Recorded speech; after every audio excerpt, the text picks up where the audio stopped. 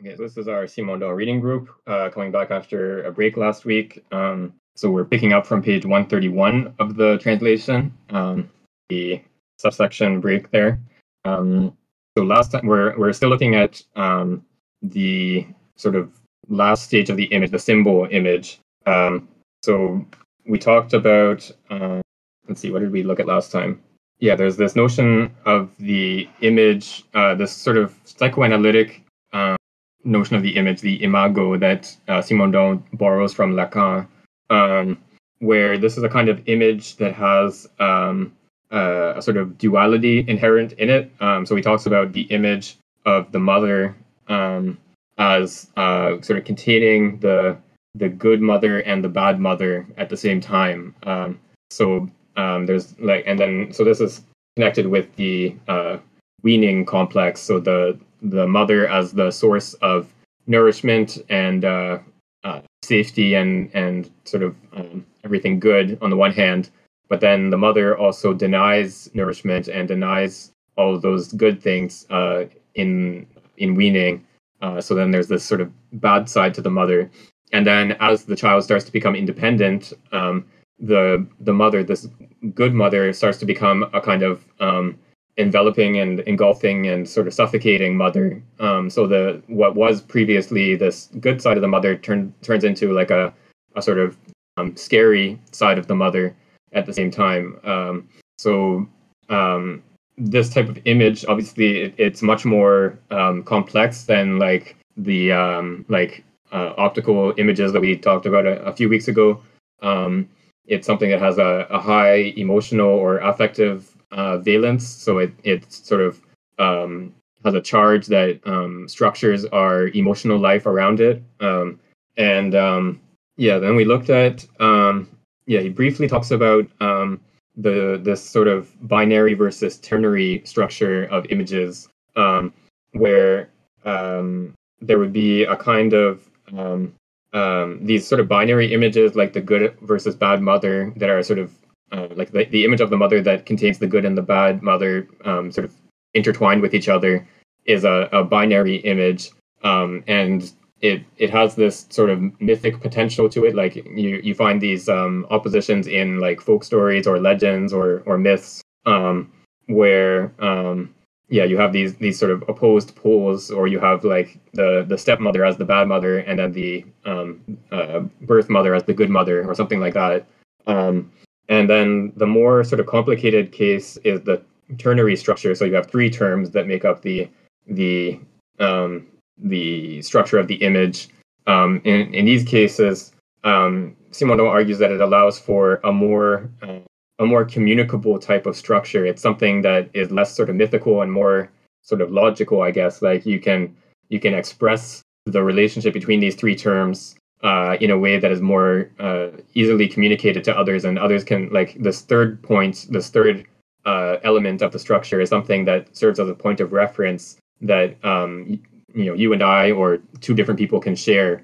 And so he sees this as this sort of development of the third term, or this development of the third element in the symbolic structure as a key moment in sort of transitioning from a more mythical or imaginary mode of thought to a more logical or communicative mode of thought. And there's some discussion in that part about like what is the relationship between the imaginary and the symbolic, and he talks about Sartre's denial of the distinction between these two modes of thought, or modes of representation, I guess you could say. And he seems sympathetic to this idea, though he doesn't sort of firmly commit himself, I don't think, to this idea that the imaginary and the symbolic would be the same. But he thinks there's a kind of continuity between imaginary and symbolic functions of the mind. So he thinks that we can't make a sort of strict distinction between imaginary and symbolic functions, and we have to see one as like the symbolic, this ternary structure arises out of the binary structure, the more imaginary side. It's not a sort of strict distinction between one and the other. So I think that's more or less where we left off 2 weeks ago. So let's pick up on the next section. So I'll read about a page, and then we can stop for discussion. Okay. Subsection 2, the symbol object. The pure case of the image or symbol as mental realities can only be exhaustively studied in relation to the analysis of dreams and daydreams, which requires a specialized study that we must leave aside in this course for the sake of time. However, from the perspective of a future study of invention and creation, we must consider the role played by the objects used as supports or instruments of symbolic formalization. The appearance of invention within human activity is not an absolute and sudden novelty. It develops progressively, through the aid of objects which may at first be simple adjuncts, but which take on heightened prominences and autonomy by concretizing, condensing, and organizing a plurality of simultaneous and successive functions into a system of compatibility. We may call these objects intermediary or analog objects. The first and easiest to use of all intermediary objects is the body in expressive imitation. When used in an intensive way, the symbolic function of imitation corresponds to the reenactment of a memory. It calls forth the mimed object and brings it to life by evocation, as though the mimed object took possession of the mime. During funerals in ancient Rome, the procession was headed by mimes, evoking the memory of the deceased by reproducing his way of walking, his tics, everything that constituted the motor caricature and the individual traits belonging to that person. This mime activity had the same meaning as portraits, statues, and the imagines of ancestors. Still today, the evocation of the dead comes with a certain induction of their habits, the choices they made, or the words they uttered in various circumstances. Memory provides norms through images, and it induces mimetic imitation through the body as intermediary object. Our culture restricts mimetic activity that is considered vulgar, but within the function of remembering and evocation, we can see the body proper, le corps propre, serving as intermediary object. For instance, when former students who had the same professor recall not only the professor's teaching, but the whole atmosphere of the time when that cohort attended his courses. All who symbolize by imitation in this way belong to a group linked by a kind of ritual. The tone of voice, the accent, the usual gestures, the turn of phrase, the most common concept used by the professor, whose memory is at once consecrated and desecrated by imitation. All of these components intervene in the celebration of the past. It is more a multiform caricature than a uniform photograph. It is the entire spectre of memory that is reincarnated, from the best to the worst, the remembrance of good and bad grades, triumphs and humiliations. The professor brought back to life is both good and bad because he is impersonated. We might also notice how closely meanings are linked to concrete conditions of activity, how closely they adhere to symbols. A certain manner of using dialectical schemas may remain indissociable from the image of the professor who taught them, so much so that when we use these schemas we may have the impression not of thinking on our own, but of speaking in the manner of that professor. The activity of expression, and verbal activity in particular, lend their concrete substrate to these abstract aspects of an integral invocation through the body proper as the most available intermediary object. Okay, let's pause here. Right, so there's this, we're passing now, so the title of the subsection is the symbol object. So we're now talking about symbols not just as psychological realities or symbols in the mind, but objects outside the mind that serve as symbols. And the most sort of immediate of these objects is the body itself. So we can use our body to symbolize something. And here he talks about imitation as like the most immediate form of this symbolization. So like the thing with the teacher is something we can you can picture a sort of scene like maybe the funeral of the teacher, and the former students are there, and they're sort of like saying, remember how he used to do this, or he used to, make this kind of gesture or whatever, and then sort of like imitating what the teacher used to do. And there's a kind of, as he describes it here, it's a kind of profanation and consecration at the same time. You're sort of, it's not an entirely respectful action, I guess, to imitate the teacher in this way. But at the same time, it's a kind of, I don't know exactly how to call it, but a kind of love for the teacher, I guess, that you're evoking by this kind of action of imitation. There's a kind of recalling the atmosphere of that time and everything that went along with the course, and not just the sort of intellectual content of the course that you were taking with this teacher. So this function of imitation, I think he's right to say that in sort of Western cultures, imitation is generally not taken to be sort of a serious function. Like it's used in sort of comedic, like impressions of people or caricatures are like used for comedy routines, but it's not taken to be like a serious function, a serious symbolic function, but it still has a certain role in evoking the past and memory of someone who has died or of a time period that is gone or something like that. This point about the imitation of the deceased made me think of that great section in Individuation Volume 1 about the afterlife of the individual in the continuation of these rituals of remembrance of basically their affective relation to the world, which seems to fit pretty well with the idea of students recapturing the mood in a professor's class at the professor's funeral. Yeah, I think that's right. So in that section in Individuation, he talks about if we think of, if the individual is not something that is sort of confined to the body of the person, individuation is a sort of relationship between the subject and the environment. There's a milieu of the individual, like the world and the individual are sort of come into being together. Then the death of that individual doesn't sort of erase that structuring of the world, and like the sort of most basic form of that structuring is all the social relationships of that person. Each of us is related to other people, family, friends, colleagues, etc. And each of these people, it sort of forms part of the environment in which we individuate. And so after our death, there's like a sort of structure of the world that made up that individuation of me that remains after my death. And other people can sort of maintain that structure of the world through various forms of ritual that it varies by society and time and place and everything. This sort of and Simondo even describes this as a ritual here in this passage in Imagination and Invention. This sort of imitation of the professor as a way of sort of keeping the memory of the professor alive, and not just a memory as like a psychological state, but a certain aspect of the world that went into making up the individuation of that person, the professor.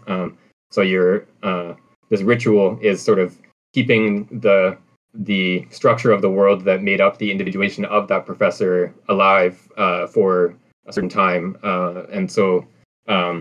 I think like in Western societies, we don't tend to have the role of ritual is more limited than in other societies, I think, in this respect. We have sort of a funeral a few days or weeks after the person dies, and then we're supposed to sort of move on from that event and sort of get back to normal. But other societies have like practices where you visit the grave every week or something like that. There are other societies where the rituals surrounding a dead person are more are a bigger part of their life, and they last longer than it does in our society. There's like a lot of variation between societies in terms of how exactly you are supposed to maintain the memory of someone who's died. So Angus was posting in the chat here that about how in China and Japan, many people have these altars to ancestors in their houses. Sometimes it's described as like ancestor worship, which probably is not exactly the right term, some sort of ritual evocation or ritual perpetuation of the memory of someone who has died, which is not really practiced in our culture, at least not in the same way.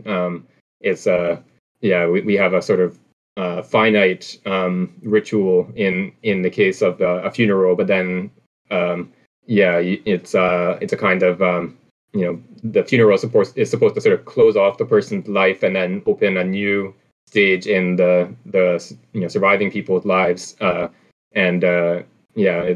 doesn't. There isn't a sort of continuing practice of maintaining the memory of the dead. It wasn't clear to me in this initial paragraph.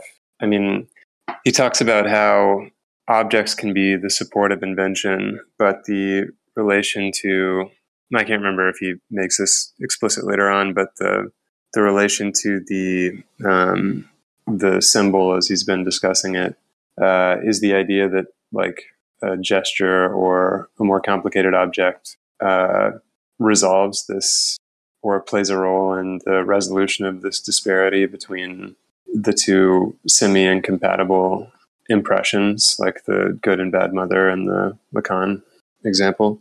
I think the way we can think about this is a kind of continuum of externalization of the image.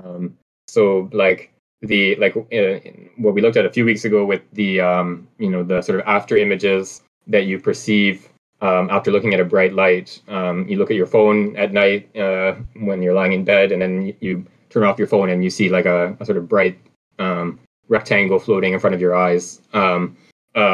That is obviously a very sort of internal image. Like as you're seeing it, you know that there's no actual bright rectangle floating around above your head in your room. You clearly recognize that as something that is like a product of your perceptual system.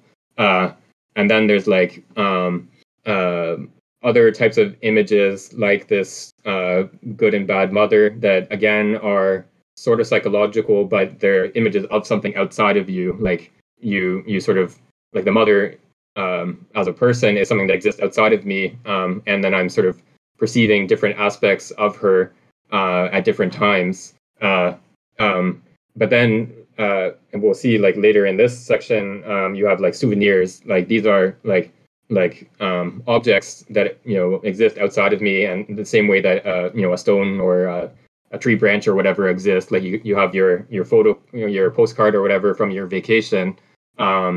It's a physical object that exists out there in the world, but at the same time, it has this affective power. It's part of your emotional life just as much as it is part of the physical universe in which you find yourself. And then we'll get to the inventions in the next part of this book, but what this externalization allows for is like the manipulation of these objects. You can sort of take them apart and put them back together in different ways. You can make connections between different images as external objects. You can sort of hook them up to each other in different ways. So this externalization allows you to like put them into new contexts and use them in different ways that they weren't capable of being used in before.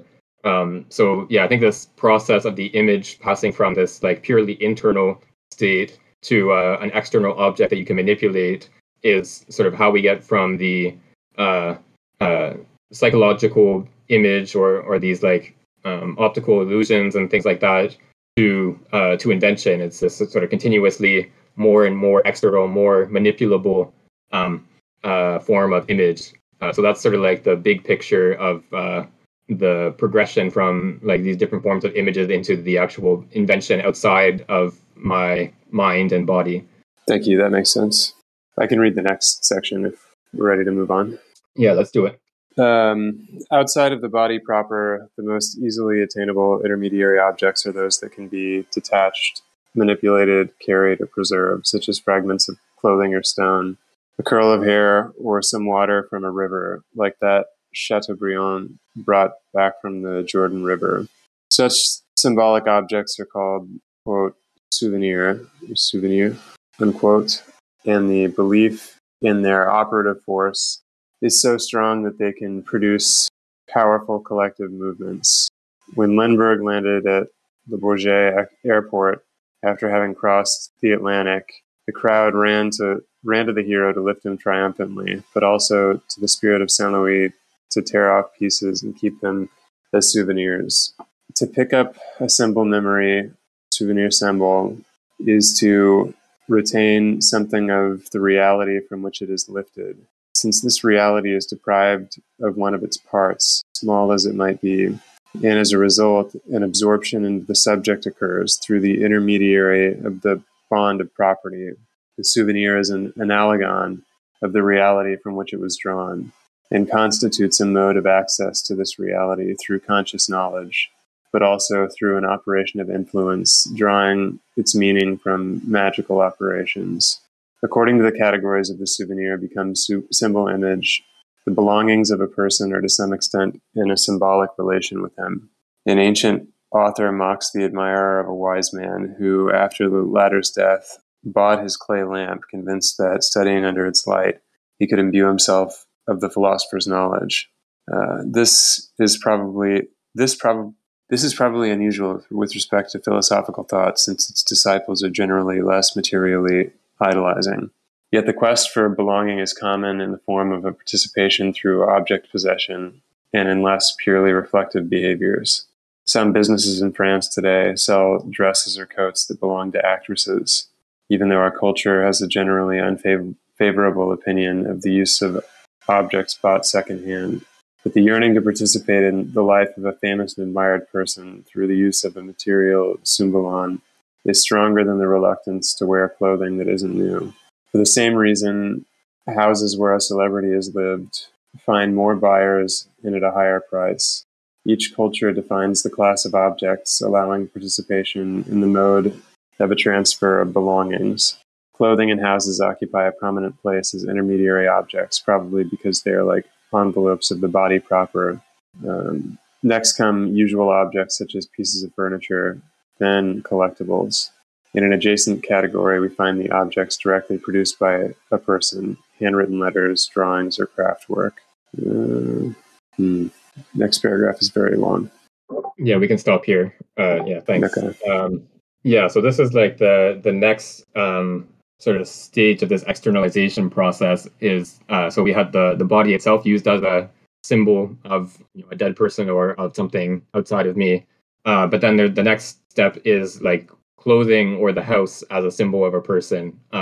So he talks about these, and this I think probably exists even more today than it did at that time, but this sort of affective relationship to objects that a famous person possessed.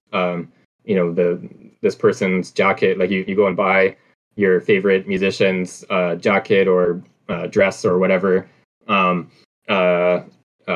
famous actor's house or whatever these things, and so that clothing and the house serve as a kind of as he puts it here, a kind of envelope of the body. Like clothing, of course, is sort of immediately in contact with the body, and so there's this idea of this kind of magical transfer of the sort of power of the person into the clothing, and the house is a sort of more like a more mediated or a less immediate envelope of the body. It's something that the person has the this kind of long-standing relationship with the house, at least for a few months, where they spend a lot of their time there. And so the house sort of absorbs some of the magical power of this person. So again, we have this sort of role of an object as a key point in structuring the affective life of other people. So like this, people sometimes spend thousands of dollars buying these souvenir objects, things that a celebrity once owned or touched or whatever. This is like many hours worth of work that you're dedicating towards buying this object. So it's not a trivial sort of decision to buy one of these objects. It's a pretty significant. It plays a significant role in the lives of some people who are oriented towards this kind of these souvenir objects. And obviously this is not like a sort of logical decision. It's not like there's not a sort of instrumental rationality to this decision to buy this souvenir object. It's not that the person is thinking, if I buy this famous singer's jacket, that will make me a good singer and make me famous and rich and so on. Like they probably are not don't have this sort of explicitly understood thought along these lines that this purchase will sort of serve a particular goal. It's some sort of affective relationship. It's like an immediate feeling of like, I need to have this object. I need to sort of possess this piece of this famous person's reality. So it's much stronger than just like a sort of instrumental desire, instrumental decision to buy something because it's going to be useful for me.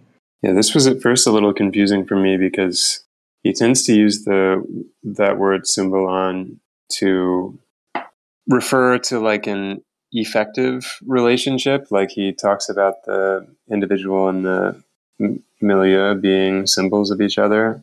But this seems more like the jacket of the rock star seems more like the brick than like an ongoing process of individuation, because it's no longer the rock star's jacket and it's not even really relevant to what makes the rock star what they are.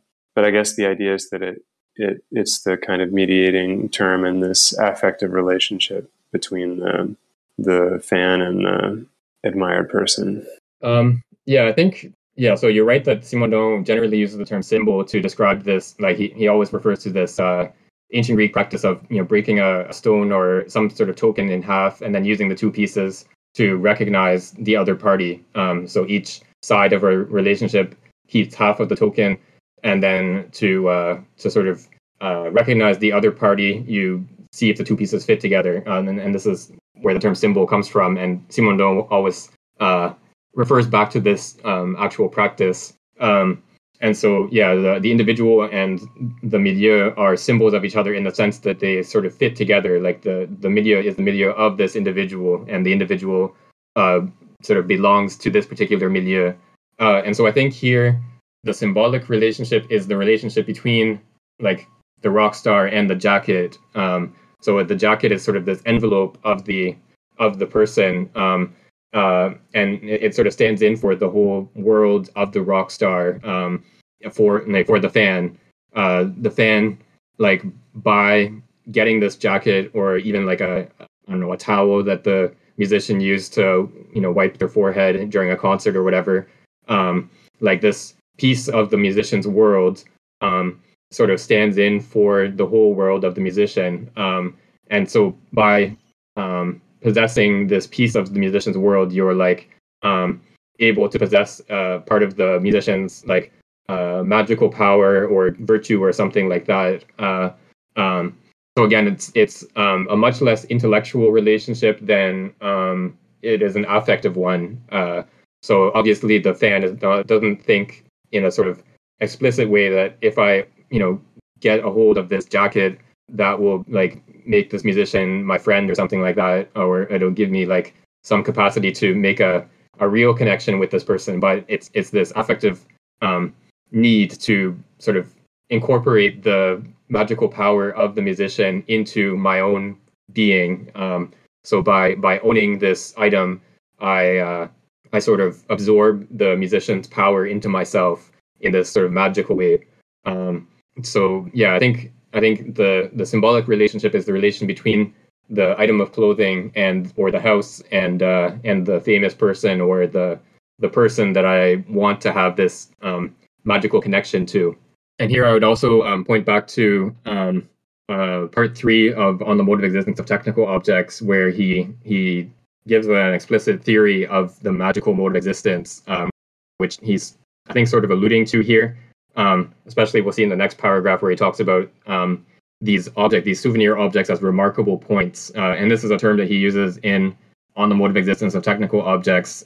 He describes the universe of the magical mode of existence as structured into these remarkable points. So you can think of like some of the examples he gives are like the peak of a mountain or the center of a forest, or like there are remarkable points in time as well, like the new year or the full moon or whatever. So these are like points in space and time that have like concentrate the power of a whole region or of a whole portion of the year.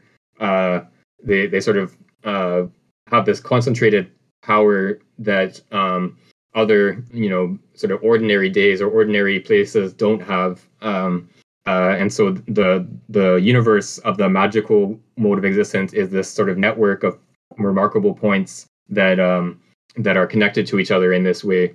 And so these objects, the souvenirs or mementos or whatever, are these sort of remarkable points that concentrate all the power of the musician or the famous person. All of that is sort of concentrated into this this autograph on a piece of paper that they might have signed or whatever. This thing that they once possessed or once touched is sort of concentrates all of the magical power of that person. It's magical not just in the sense that it's like this sort of a logical form of reasoning, but in the sort of specific sense in which Simondon describes the magical mode of existence in that other book as this network of remarkable points. Okay, I think we can go on to the next bit if I can get someone to read from Such Objects or Remarkable Points. Sure, yeah, Varun, you can go ahead. Hello? Yeah, can you hear me? Yes, yeah. Such objects are remarkable points, extreme terms of reality. They express the hotspots of situations and persons, through which they are articulated, in an effective and remarkable way, with the natural and social mode according to a savage mode of perception and action. The idea that hair and fingernails retain vital force even detached from the body is roughly comparable to the belief that a noose used to hang someone carries good luck.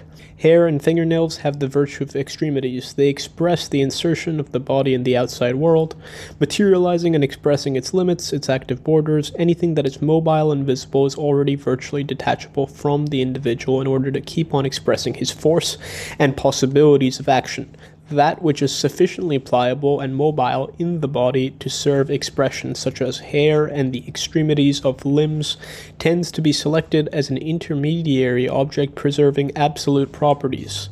The symbolic function is continuous with the skin appendages of various species, since these appendages manifest a relational category of the organism, existing for and towards the outside as organs of display, manifestation. Hence, there exists a category of intermediary reality between the organism as a self-sufficient and necessary reality with basic organs and the objects of the external world subject to manipulation and organization, and which form into instruments or a territory, namely the category of organs and movements of display which are linked to the outside and more laden with expression than those organs necessary for life. It's kind of long. We're fine to stop here. Let's continue. There's a one long paragraph, so let's try to go to the end of the whole thing. Alright, sure. Yeah. It is precisely these organs of display that are first recruited as symbols, since they are detachable without endangering life, but also because their relative exteriority allows them to be artificially overloaded with veneer, color, adornment, and jewels, to be considered as an intensification of specialization of their perceptual function. Long fingernails, various hairdos, organs of display connected in a continuous way to clothing, and adornment wigs. They thereby link back to the world in a very different way than essential organs for functions such as breathing and feeding. These are effectors that do not bear on objects and do not operate on the world, but display and advertise a mode of being, a state, or an attitude that are generally more durable than a simple action, and often linked in a deep way to a function or a rank. To the same extent, the mode of being of display organs may, among species whose appendages cannot be easily modified, call for an instrumental prosthetic component that affixes and stills as a materialized and thus detachable symbol of the display mediator. A scepter is a materialized function of the hand of glory with its stretched index finger. The weapons of a warrior or the scepter of an emperor are very directly symbolic appearances, since they extend the organs of display in a prosthetic direction, and also because in the prosthetic relation the suppression of the instrument object robs the body of one of its powers. Of course, according to conceptual logic, even if the loss of a prosthetic object is akin to a mutilation for the one who knew how to use it, it does not follow that its force or power could be transferred to any other person taking hold of that object without prior learning. Yet the implicit logic of images enables precisely this belief in the transfer of power through through the prosthetic object, since the display of power transpires in attitudes and appendages and not strictly speaking in motor organs as such. It is similarly display that forms the trigger for the memory that restores the object and the situation. Display, since it makes the displaying subject overflow towards the object, may be perceived as independent of that subject. This intermediary status between that of an organism and of an object from the milieu enables the formation of the symbol on the basis of the display perceived through the object. Display, indeed, is univocal only when it is directed and borne by an organism such as the scepter at an arm's length. It becomes a tensed and metastable system when this prosthetic object, detached from any organism, is both the object which is carried by the other, addresses the subject, and which the subject tasks with transmitting the power of his own organism to the world. This prosthetic object is then equally centripetal and centrifugal. The perceived scepter is pointed in a single direction, but the scepter becomes a symbol when it is directed all at once, directed against the subject, and directed by the subject towards the world. Both senses, both orientations cross each other and deploy between them the continuous spectrum of imaginary instances of experience, replacing the linear and discontinuous series of memory. The memory image, strongly asymmetrical, thus progressively becomes symmetrical because the bearer of the scepter vanishes while the subject takes a hold of it. Similarly, a symbolic weapon is all at once threat against the subject and an object. He can take hold of it to threaten others. The symbol is an aperturance that has simultaneously several owners and several orientations towards the object. By becoming symmetrical in this way, the memory image tends towards the status of an object, yet in a completely different way than objects from the milieu, which are not made of equilibrium between two opposite orientations provisionally neutralized. A symbol is but a pseudo-object loaded with all the potential energy of a metastable system ready to spark a change of structure. We may take as another example that of the cross. It's a souvenir so long as it perpetuates the death of Christ, but it becomes a symbol within Christendom when it becomes also the sign of the laverum, or that of the Crusaders, since its meaning is reversed according to the adage, "You shall conquer for this sign." This shift to the function of a symbol is in fact the index of a change in the scope of Christianity in relation to temporal reality.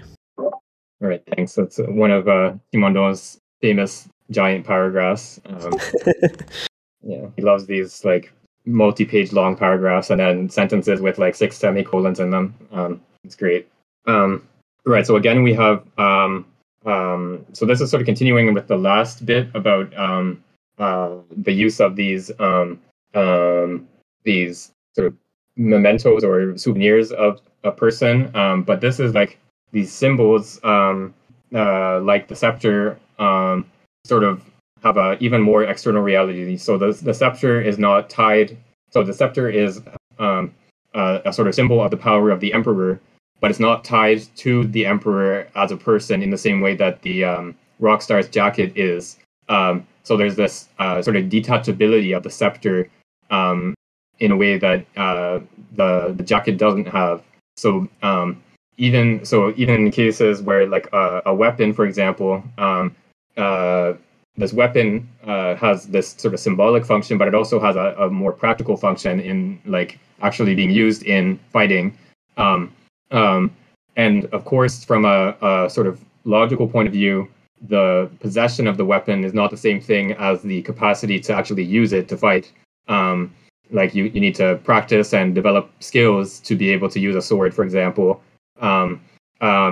But there's this sort of in this sort of imagistic thinking, there's a kind of transfer of the warrior's power into the sword that they use. So like there's this sort of inference that if I can take hold of the sword, if I can possess this sword, then I will have this capacity to fight that this warrior has.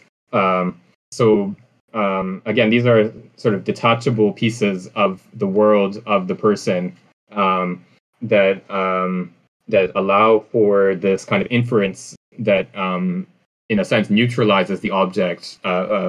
This symbolic entity becomes neutral in the sense that it can be directed towards me, the subject, or it can be directed, can be used by me, the subject as like a way of imposing my will on the world. So like the weapon, the sword or whatever, it can be something that threatens me. It can be used against me.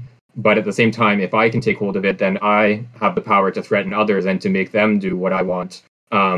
So it's metastable in the sense that these two contrary tendencies are sort of united in this entity, this symbolic being of the sword or the scepter or whatever. And so he describes this as being a sort of formation of an object, but in a completely different way than like a perceptual object. So like if I'm just, I don't know, walking in the woods and I notice a stone of some, the color of the stone is like slightly different than the rest of the stones, and so it sort of stands out. This is a sort of perceptual object that it has like a sort of neutrality in the sense that I don't, have a strong affective relationship to this stone. It's just an object that I perceive. It's not like useful or harmful. It has no sort of affective tone to it. And so this is like object perception in the proper sense of the term, like perceiving something as an object has this sort of neutrality to it.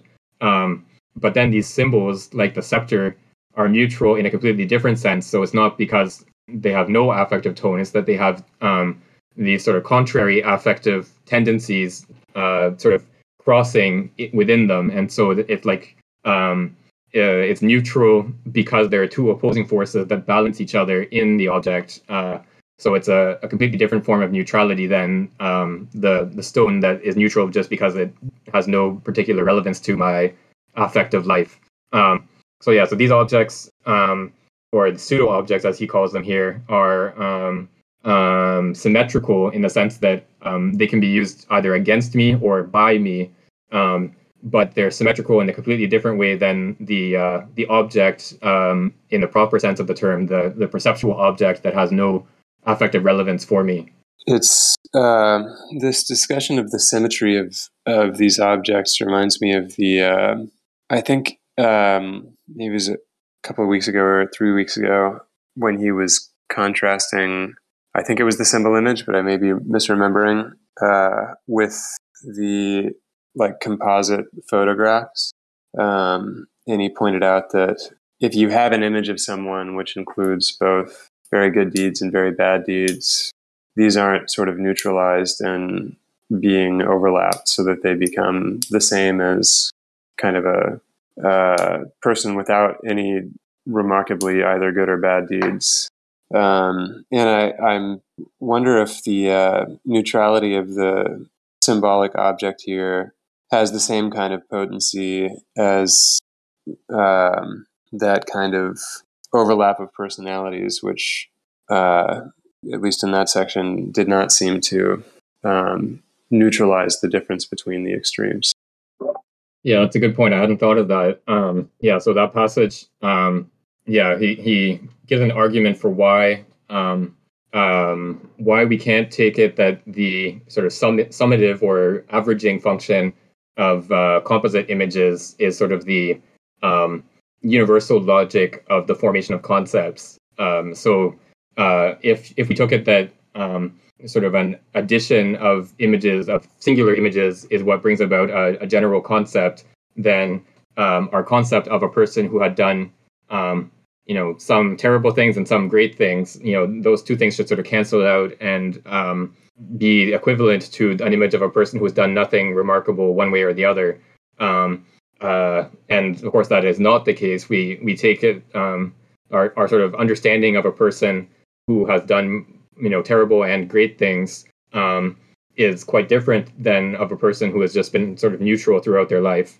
And so there's a sort of non-additive or non-averaging way of combining these good and bad deeds in our image of a person. And then likewise in these formation of symbols, in the sort of strict sense of the term here, the scepter or the sword or whatever, these objects are neutral not by averaging or canceling out of the tendencies. They have this tension built into them. So even though there's an equilibrium of the sort of threatening aspect of the sword and the aspect of the sword as an object that I could use to get what I want out of other people. These two aspects of the sword don't cancel each other out and just leave the sword as like a neutral thing I can just observe passively. The two aspects are in tension with each other, and so the sword has a very high affective charge to it, and this tension is sort of built into my image of the sword. And we see like swords used in all sorts of symbolic functions, on flags or coat of arms and things like that. Even like names, things like that. Like people give names to swords, or did at one point when swords were part of everyday life.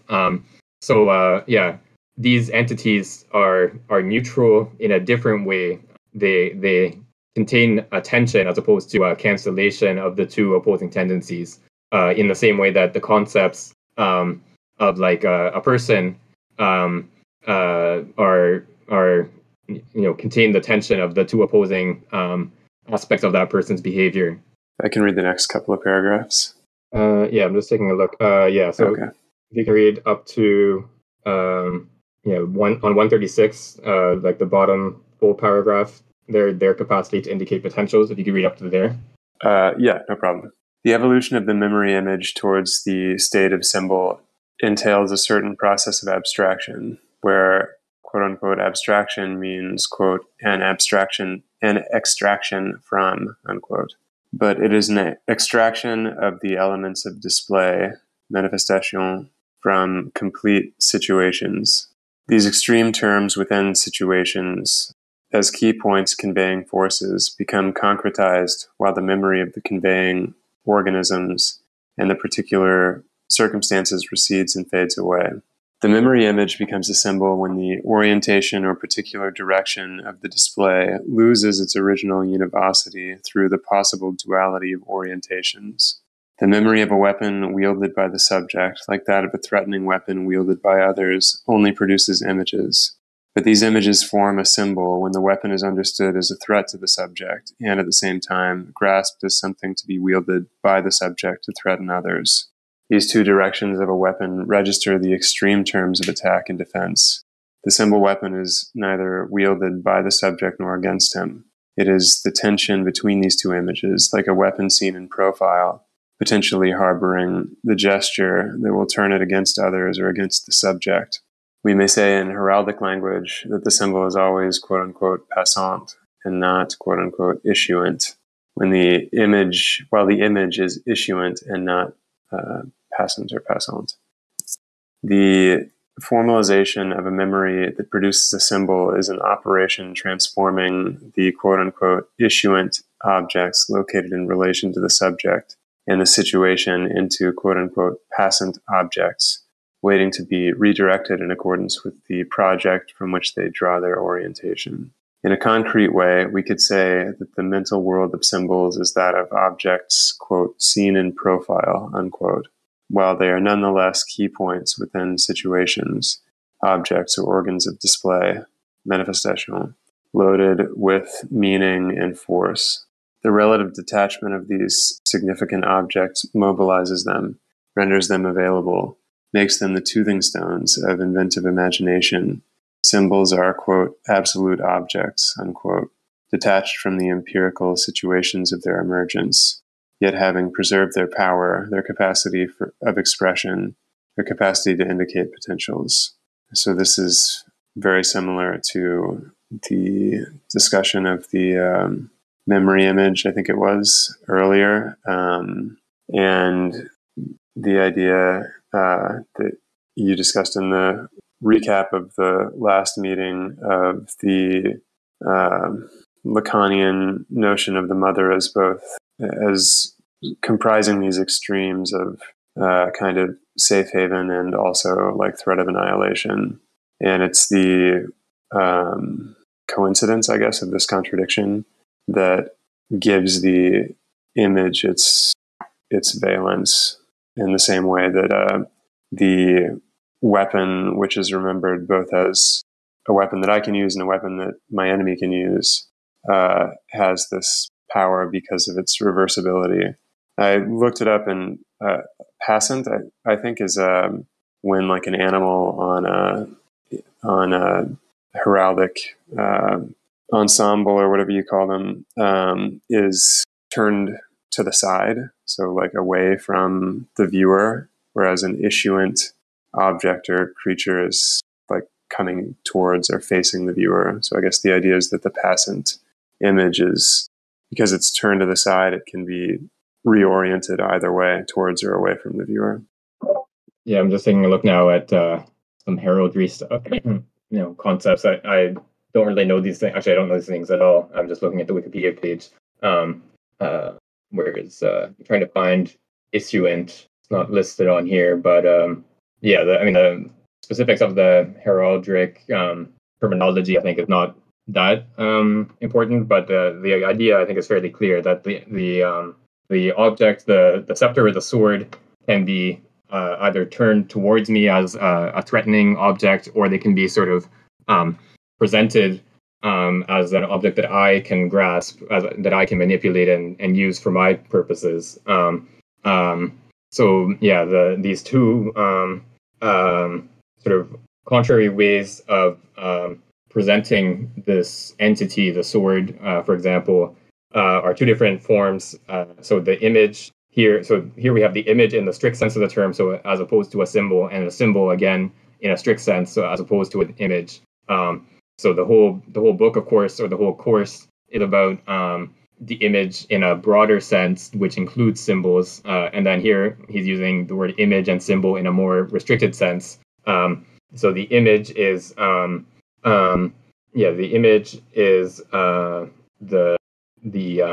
issuant form of the object. The object is seen as like threatening me or as directed towards me. And then the passant form is the object as presented to me as something that I can use. So it's because these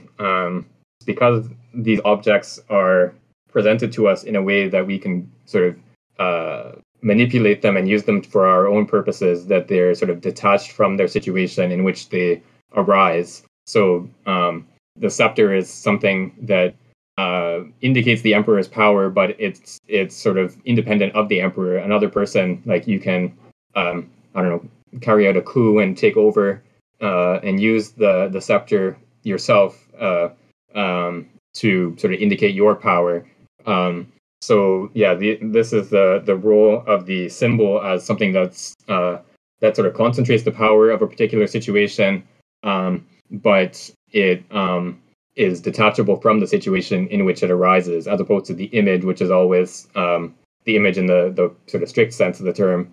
The image is sort of part of a situation.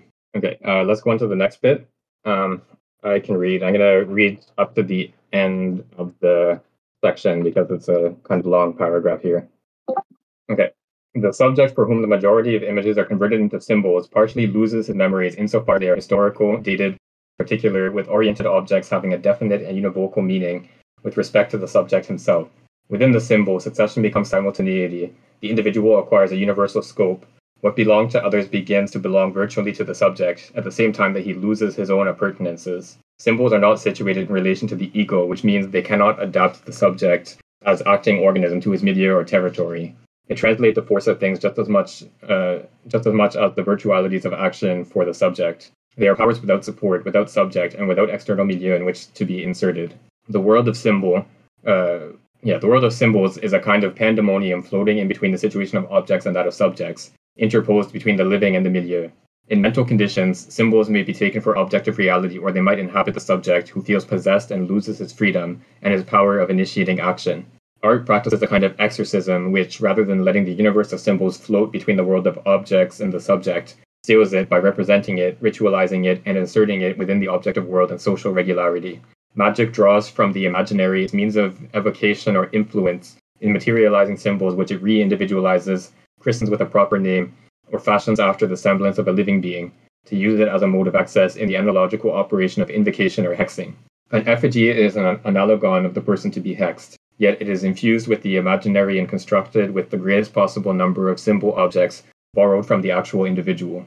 All such uses of the symbolic imaginary are naive to some extent, for they reprise a formalized content, that of the symbol, by trying to make it real again, but without continuing the cycle of the image that was formalized into a symbol by losing its links as a dated and personal memory. But the cycle of the image cannot be reversed. A formalization has been completed. It is not from inside or without a constructive, productive, creative, or modifying operation on its structures that the insertion within the universe can be rediscovered. The symbol is a mixture of subject and object which has an instrumental value for invention. In magic, dream, or fantasy, it can only become degraded and yield the illusion of a false concreteness, an artificial world of appearances. The Platonic critique of the arts as generators of illusion applies essentially to arts seeking to rediscover an existence from symbols, inverting a becoming whose completion can only be found in invention, and in the recommencement of a new cycle of relations with reality, and not in an inversion of the cycle already accomplished. A memory in its most condensed form, that of the symbol, is but a moment in the becoming of the image, which has as much functional meaning with respect to the action to be undertaken after invention as with respect to the action already accomplished. Once an action is accomplished and an experience is had by becoming formalized into a symbol, memory proposes instruments for a new action. The symbol absorbs the manifestation, but the manifestation does not deplete itself. It does not deplete itself in the imaginary either, since it is only a stage at the completion of which a new cycle of action becomes possible through the invented object. It would certainly be interesting to study in themselves the direct uses of the imaginary as modes of expression, of communication, or of influence in the arts, in rhetoric, and magic. However, since these are uses that interrupt the cycle of the image and prevent it from reaching its state of completion, the study of such modalities is of more interest for the history of groups and cultures than for the elucidation of the complete becoming of the image considered as a question of quote-unquote general psychology. But it is worth noting that the cycle of the image is a genesis that is marked in each of its stages by a sedimentation, a reduction in the number of elements preserved and ultimately proposed as material for invention. Not all motor tendencies receive a confirmation of a perceptual experience. Only those that the imprinting of an intense situation stabilizes subsist, and among memory images thus gathered, only a few are formalized into symbols in order to organize the world of the imaginary serving as basis for invention. This is what explains the fact that the world of the imaginary appears richer than that of invention. Images are more numerous than symbols when they are merely memory images. Right, so here he's presenting some of the limitations of the world of symbols, and so here, the symbol should be understood as a part of the cycle of the image that is the whole topic of the whole course, right? This cycle that goes from motor tendencies all the way to an invention.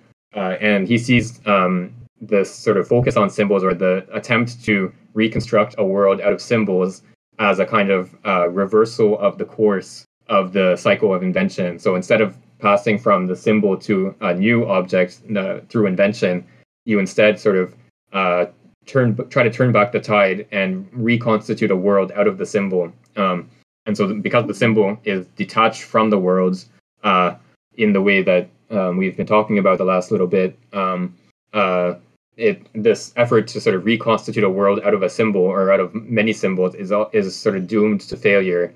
You can only ever sort of assemble symbols to each other and make these sort of imaginary links between symbols, but you can never recapture the world out of which a symbol arises. And so the only way to sort of have a real relationship to the world is to proceed from the symbol to invention, to produce something new that allows for a real relationship with the world again, and sort of restarts the whole cycle at a higher level. And so I think, like, when he talks about art here, I think I don't think he's saying that this is true of all art. I think he's saying that an art that sort of remains at the level of symbols and only ever deals with symbols would be incapable of sort of recreating that relationship to the world. But art that has this power of invention, I think he's leaving it open here, at least, that there would be art that has the power of invention that actually does allow us to reconnect with the world. And maybe we can connect this also with his discussion of aestheticism in the conclusion of individuation, where he sort of talks about how aestheticism is this kind of attitude towards the world that sort of disconnects us from our implication with the world. It sort of it cuts us off from the world in that way, in the sense that we're sort of remaining in this world of the aesthetic, or this world of symbols that sort of connect with each other but never allow us to regain our connection with the world. I think that's probably relevant here in this passage as well. Yeah, in addition to the point about aestheticism, well, I haven't read the conclusion to Volume 1 in a long time, but I remember in his discussion of ethical acts, it seems like, I think he draws a distinction between repetition and iteration there. And there's the way that ethical acts sort of propagate from one act to another. I think he compares it to, the model of transduction, for which the paradigm is like a spectrum. And at least the way that I read that is that the ethical acts are not purely identical, but sort of analogous to one another, so that there's an element of transformation between one act and another. And so maybe that would correspond to this idea of invention needing to kind of rediscover the conditions and invent again, rather than just creating this symbol which is separated from those conditions, and therefore it doesn't really have any power. Yeah, I think that's right. I think, like, if we think of symbols that have sort of a long-standing use, like the cross, like he talks about earlier, like this symbol, you see it, everywhere. People wear it as a necklace or whatever, and for a lot of people, it doesn't really have any power anymore. Like some people obviously are very sort of involved in religion, and religion is an important part of their life, but other people just sort of wear it as a piece of jewelry. So for those people, this symbol is completely detached from any sort of connection with the world. It's just a sort of piece of ornamentation. So to make the cross into a symbol that would have, or to sort of regain the power that the cross might have had as a symbol in a previous world, you have to sort of reinvent it in some way. You have to give your own meaning to this symbol, your own sort of power to the symbol. You can't just sort of pick up the symbol that happens to exist in your society, in your environment, and just sort of use it and expect to retain the power that it had in, say, like the first century Christian community.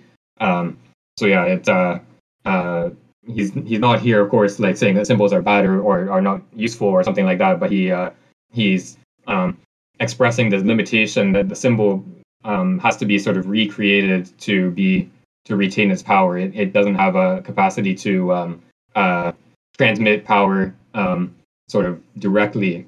Okay, so if there's no other comments or questions, we can pass to Invention next time. And so this part of the book is I think connected with the other book on the mode of existence of technical objects in a more sort of direct way than the rest of the book. It'll be interesting to read those two together, I think.